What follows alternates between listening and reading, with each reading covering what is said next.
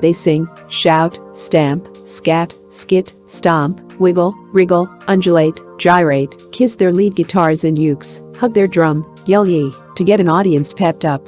Share up.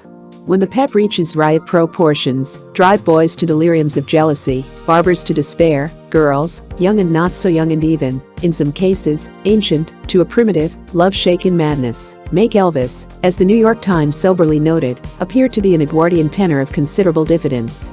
And there are 4 of them. We mean, of course, the Beatles.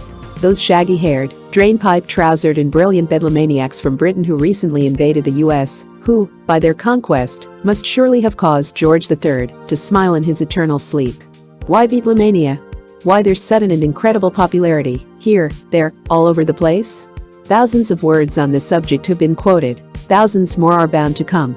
But perhaps the feeling was best summed up by a sweet-looking English girl who said of her 4 darlings, "Oh, gosh, I don't know. You just watch them, listen to them, and scream, but they send the stark, staring joy out of you." More soberly, writer Frederick Lewis has observed, the songs which the Beatles write themselves have underlined a change in the attitude to sex and pop music. Yearning is out. Jealousy and recrimination don't get into the lyrics either. Instead, the Beatle position concerning girls is cheerful and obvious. Grab the bird girl you fancy, and if it doesn't work there will be another one along in a minute. When it comes to grabbing birds, the Beatles have no problem.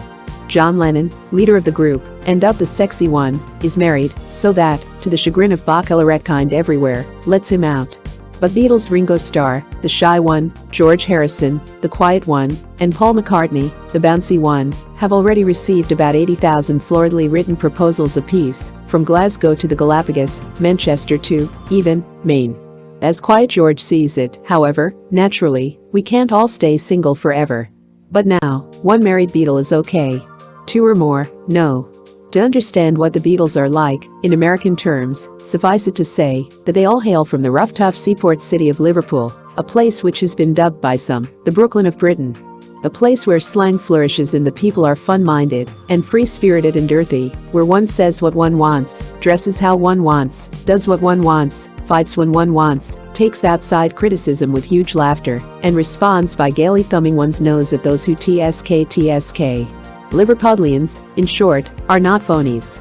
And neither are their proudest export. Take, for instance, this quote from Beatle John the night Princess Margaret and Queen Mother Elizabeth were in an audience. Those of you in the cheaper seats will please clap. The rest of you can rattle your jewelry. Meghan Mom, to the delight of all, broke up with royal laughter. This quote from Paul, we aim our act to please all our audience. It's silly to appeal to the girls and not bother about the fellows. If you do the coy bit, the smarmy bit, the fellows will just end up saying, he's a bit of a sissy, isn't he? This quote from John, well, it's fun, of course. We're having a fab time. But it can't last long. Anyway, L'D hate to be old. Just imagine it. Who would want to listen to an 80-year-old Beatle? Actually, while John and the others probably don't have a 60-year career ahead of them, not if they don't calm down their act a bit, anyway, it's certain that they've made ready fools of those cynics, professional and otherwise, who gave them no more than 3 months, when they put their act together a little over a year ago. Estimates today are that they will last, as long as that other famous flash in the pan, the aforementioned Elvis.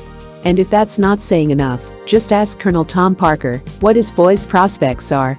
Like Elvis, who used to sing for $5 a night when he could get it, the Beatles began their career in a Liverpool cellar, singing and playing for about that same amount.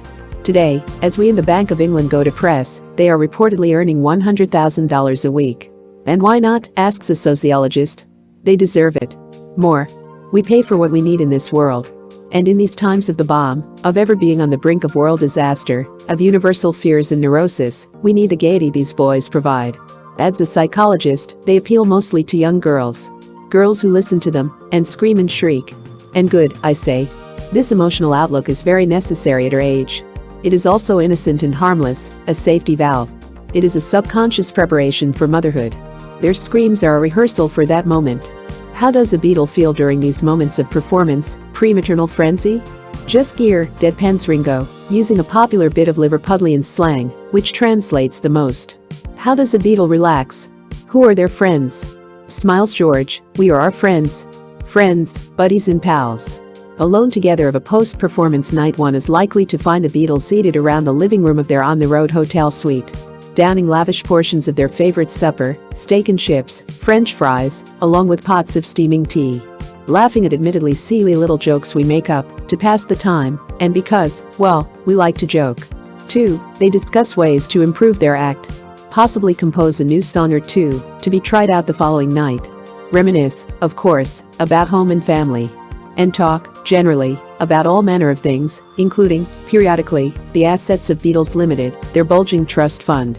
Then at about 3 o'clock in the morning, they shake hands with one another, European style, and go off to their rooms. To sleep. And to dream gear dreams. Photoplay magazine, April 1964 news.